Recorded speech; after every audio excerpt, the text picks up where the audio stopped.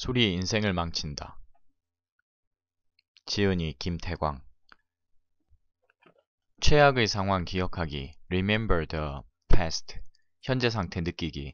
Feel the present. 자신에게 보상하기. Do reward. 로 이어지는 이러한 과정을 통해서 술을 절제하고 조절하고 때로는 자신의 의지대로 술을 먹지 않을 수도 있었다. 직장인에게 회식 같은 술자리에서 드러나는 주도는 그 사원의 됨됨이를 평가하는 잣대로 작용한다. 우리는 기분이 좋으면 좋은 대로, 나쁘면 나쁜 대로 술을 마신다. 결과적으로 보면 술을 마시기 위한 핑계에 지나지 않는다. 성공을 바란다면 술을 절제할 줄 알아야 한다. 술을 가까이 할수록 상대방, 경쟁자에게 단점을 노출하게 된다. 성공하는 사람들을 주의 깊게 살펴보라.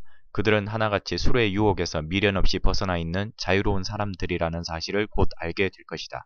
업무 목표 달성이나 다이어트, 몸짱되기, 자격증을 따기 위한 공부에 성공하기 위해서는 무조건 금주 모드로 돌아서야 한다. 자신의 바람을 이루고 싶다면 독한 마음을 먹어야 한다. 이틀에 한 번 정도는 숨이 가쁘고 땀이 날 정도로 운동을 10분에서 20분 정도 하는 게 좋다. 스스로 술을 절제하지 못하면 술을 끊는 수밖에 없다. 계속되면 친구들도 동료들도 모두 등을 돌리게 마련이다. 남성은 알코올 성분이 흡수되면 위에서 1차적으로 분해한 뒤 간으로 흘러들어가는 두 가지 단계를 거치지만 여성은 위에서 걸러주는 1차 대사 기능이 없어 곧장 간으로 흘러들어간다고 한다. 한 잔 마시면 의사가 필요 없고 두 잔 마시면 싱글벙글, 석 잔 마시면 잠이 오는데 여기에서 끝내는 게 최상책이야. 넉 잔부터는 술이 술을 부르게 되어 5잔의 목소리가 높아지고 6잔이면 무례해지고 7잔 들어가면 권투 선수가 되고 8잔이면 골치가 아프지. 여학생들은 좋지 않은 음주 습관을 갖고 있는 아버지를 둔 경우 우울점 수가 9배 이상 높게 나타났다. 연구팀은 아버지의 잘못된 음주 습관이 아들에게는 음주 행동에, 딸에게는 정서적인 영향을 끼치는 것으로 해석했다. 의처증이나 의부증은 알코올 중독이 지속되면 나타나는 정신질환 중 하나다.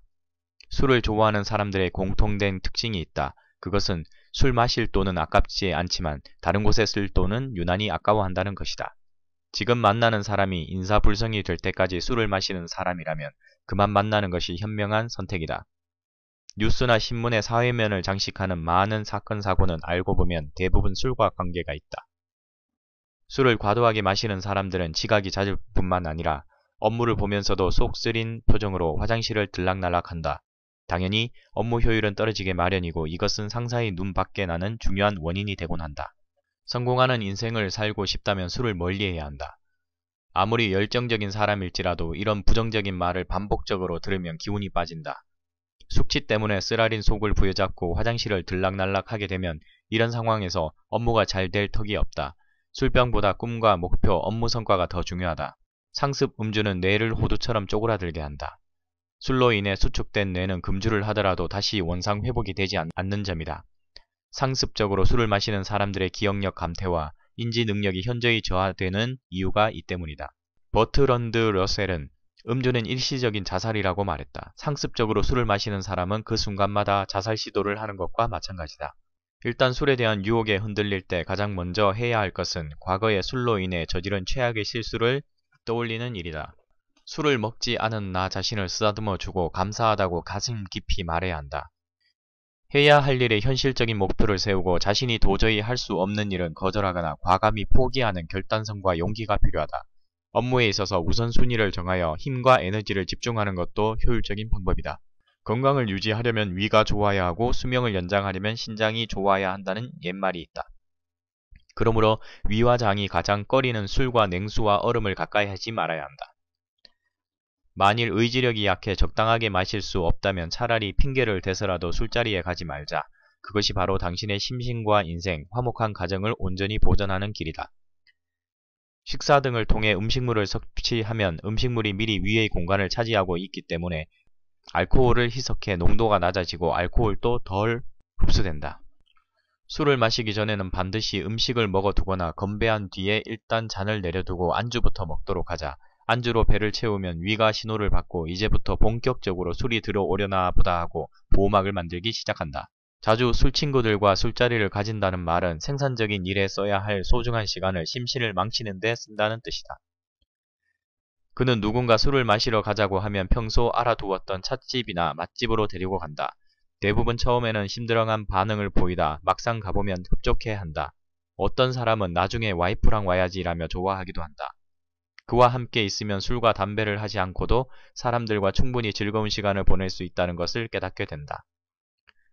술을 마시며 피우는 담배는 자동차 배기관에 입을 대고 매연을 그대로 들이마시는 것과 다를 바 없다. 쉽게 말해 죽음이라는 뜻이다.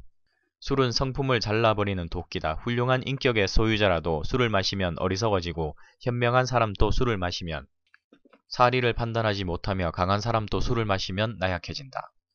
대다수 직장은 음주 문제를 안고 있다. 이대로는 안 된다. 반드시 개선해야 한다. 상사가 부하 직원에게 지위를 악용해 억지로 술을 권하는 일은 범죄로 취급해야 한다. 부하 직원의 건강을 해치고 가정의 평화마저 깨뜨리기 때문이다. 그렇다면 왜 폭탄주를 거절하지 못할까? 그것은 바로 자의식이 부족하기 때문이다. 그 결과 자신의 목숨과 가정의 평화, 인생까지 다른 사람에게 내맡기는 것이다. 만일 누군가 당신에게 폭탄주를 권한다면 갖은 핑계를 대서라도 끝까지 거절해야 한다. 직장은 다시 구할 수 있지만 한번 잃은 건강은 되찾기 힘들다는 것을 늘 명심해야 한다. 회식은 흥청망청 마시기 위한 자리가 아닌 구성원들의 팀워크를 다지기 위한 자리이다. 그렇다면 그 자리에 모인 사람들은 지위 고하를 막론하고 술을 적당히 마셔야 한다.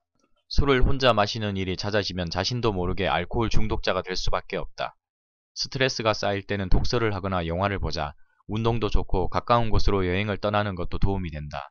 음주를 제외한 다른 것들로 스트레스를 푸는 습관을 들이자. 사장은 시간이나 때우다 월급을 타가는 메뚜기 같은 직원을 경멸한다. 몸이 부서져라 회사에 충성하는 직원에게 당연히 관심을 가지게 된다. 승진 심사에서 이런 유형의 사람들이 자리를 꿰차는 것이다. 지금 당신이 마시는 것은 술이 아니라 독약입니다. 술을 끊지 않는다면 머지않아 당신의 가족과 직장, 인생까지 박살나게 됩니다. 분명 단주에는 마약을 끊는 것과 같은 고통이 따르겠지만 성공하기만 하면 인생의 참 행복을 느낄 수 있기 때문이다. 음주를 하는 순간 당신의 재테크와 자기개발 노력은 바로 물거품이 된다는 것을 기억하자. 세상에서 가장 값진 투자는 나 자신에 대한 투자다.